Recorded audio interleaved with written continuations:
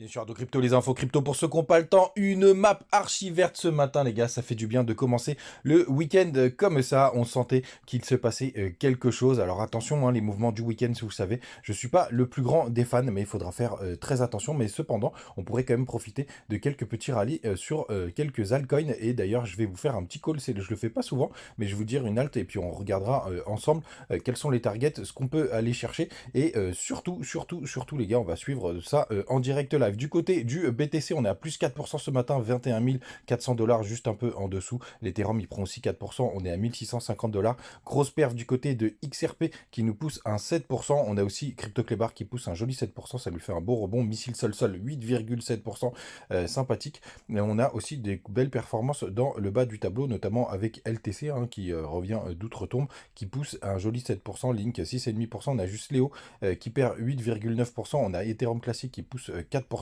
FTT 4%. Bref, c'est assez beau. Allez, on va aller jusqu'à Algo à la 29e position qui pousse 7,3%.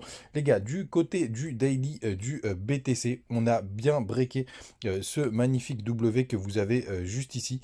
Hop, et qui monte là et qui redescend juste là. Donc ce magnifique W, on a fait un beau pullback. Regardez comme c'est très très beau.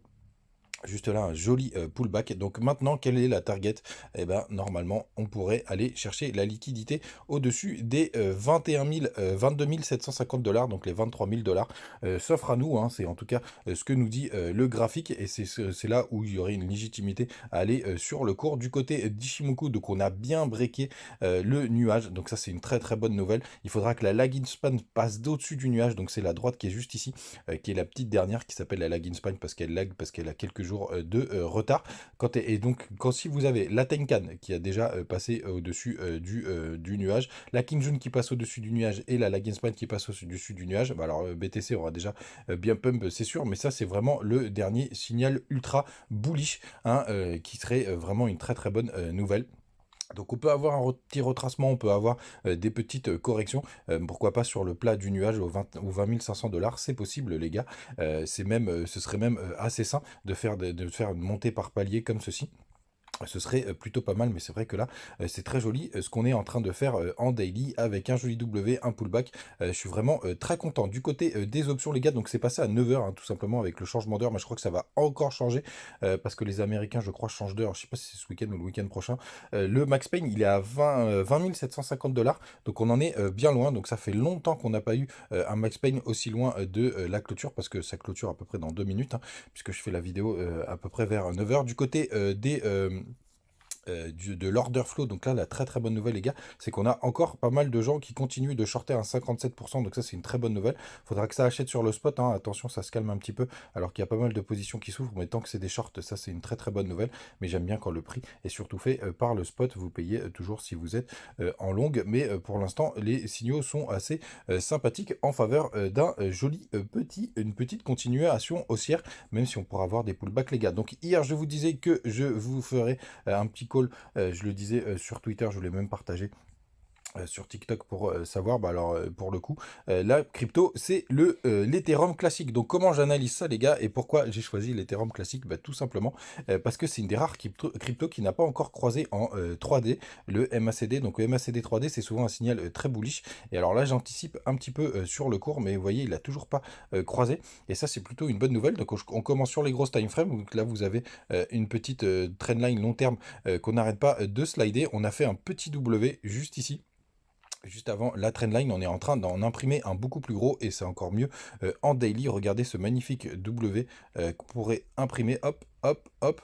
Donc il faudrait qu'on aille breaker cette petite trendline qu'on a juste ici. On va redescendre sur les plus petites time frames pour regarder. Et vous voyez, on a une petite trendline, donc ça fait une espèce d'accélération en parabole, alors sur des petites time frames, hein.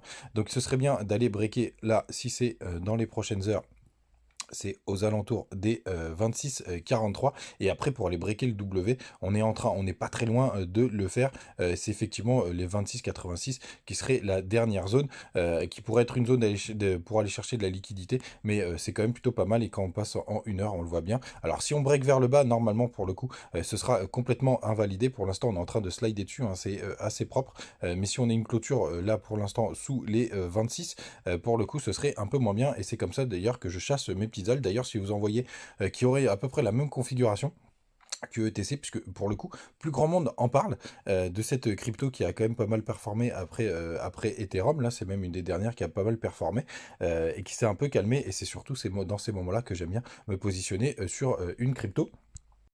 Donc les gars, voilà, vous savez tout, je vous montre, hein, moi j'en ai à peu près 58, ça fait à peu près 1500 USDT. On va voir ce que ça va donner. Bien sûr les gars, hein, c'est pas un conseil en investissement en faisant quoi que ce soit, hein. J'ai aussi pris un petit trade sur BitGet, hein, pour ceux qui veulent nous rejoindre. D'ailleurs, je vais commencer un peu de copy trading, mais quand j'aurai bien maîtrisé tout ça, je vous parlerai exactement de mes positions et de ce que je fais et comment vous pouvez me trouver les gars. Vous savez tout, passez une très très bonne journée. On va suivre en direct ce qui se passe du côté d'Ethereum Classic pour voir si c'était un bon call. Vous avez les zones d'invalidation, vous avez tout. Passez une très bonne journée et à demain.